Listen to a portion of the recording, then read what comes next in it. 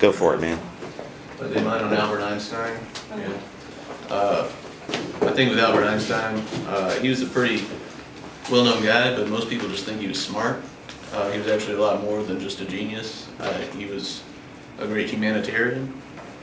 And I have a picture of him when he was young. He was born March 14th, 1879, middle-class Jewish family. He was born in Germany, grew up in Munich.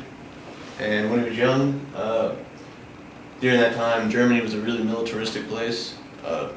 Still kind of continued to be that way for a long time. And he, while a lot of young boys like to play soldier and everything, he was more of the weird kid that liked to stack cards into houses and things like that, make the large card structures. Funny thing is, he was really into math and science, no surprise there, but he was actually, while he made okay grades, especially in math, he was really not that into school. He didn't like all the structure. He liked to free his mind, I guess you could say. And funny thing is, he actually dropped out of high school at 15. Not necessarily because he was too smart for it, he just didn't care for it. And the teachers said, we don't really like you being here, because he challenged their structure, their authority and everything. Made it kind of bad for the teachers. Coincidentally, he did go to Italy with his family, and he took 6 months off from school or work. And from there, he actually took the entrance exam to go into the Swiss Federal Institute of Technology. And of course, he's Albert Einstein, so he failed that test. He did not get in. So he had to do what we generally would think of now as go through a year of junior college before he could get in there. He's still in basically in a college at 18, so he's about the same as all of us.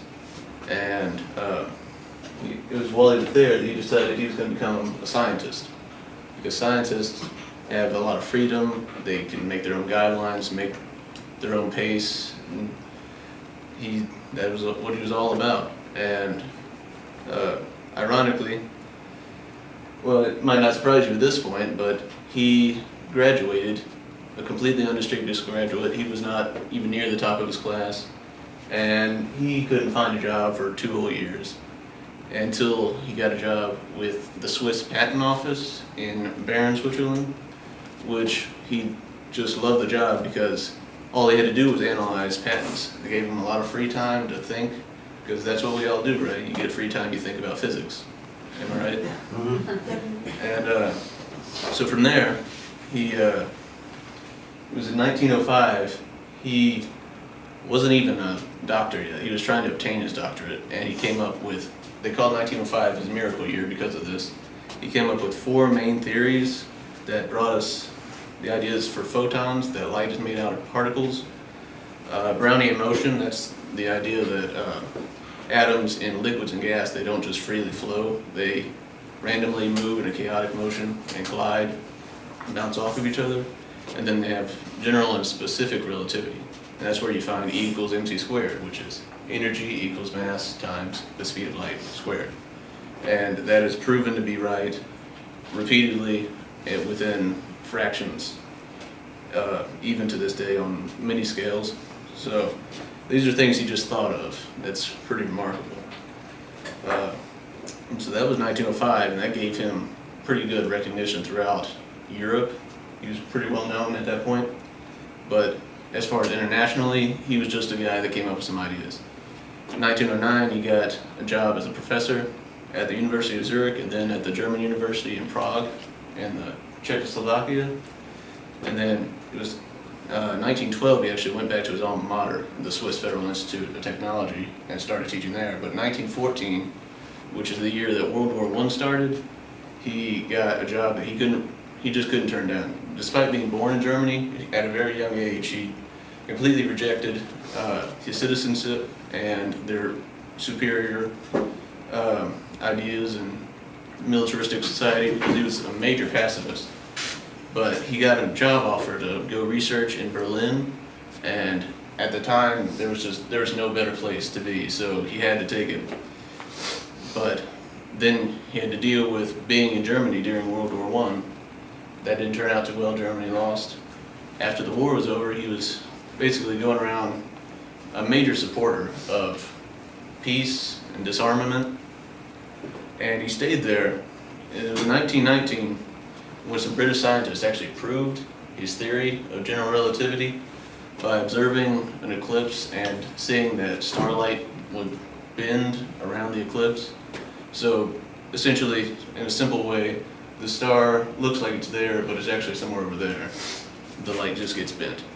And that doesn't seem like a really big deal, but proving one of his theories actually put him on a completely international, well-known scale, brought him completely into fame, and started even then, and kind of, we still see it today, Einstein is a name that's synonymous with genius, just because of that. And he stayed in Germany all through this time until 1932. He was pushing so hard for pacifism and peace.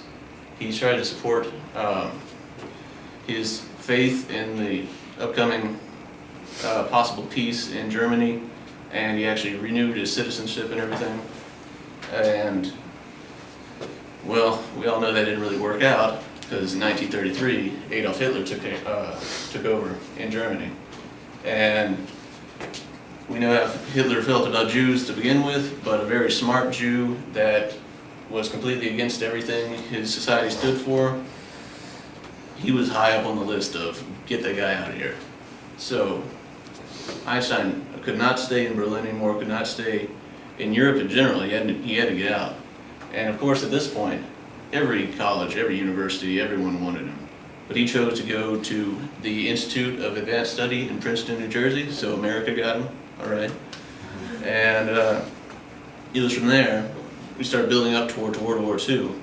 And despite all this time, he's been pushing for peace and pacifism and disarmament, but he knew firsthand what Germany was like, their militaristic society, Adolf Hitler leading it and all that, and he knew that pacifism wasn't going to work anymore.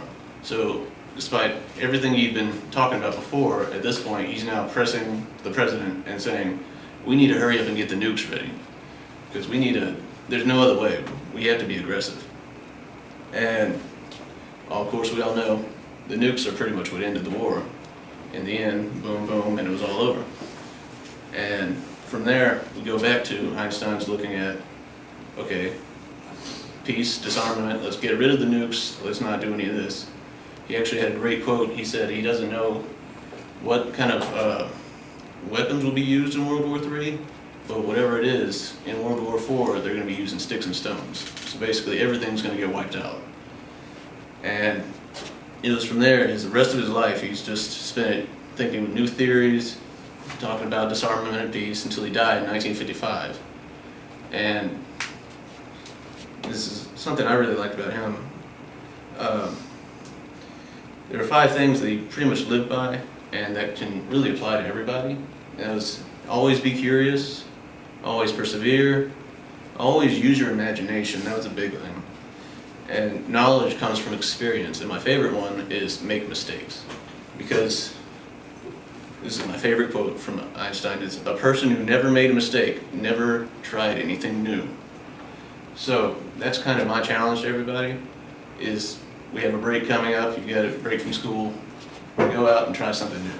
And you'll probably make mistakes, and don't get arrested just because I told you to go try something new. But try something new. That's it. All right, good job. I learned a lot of new things about Einstein.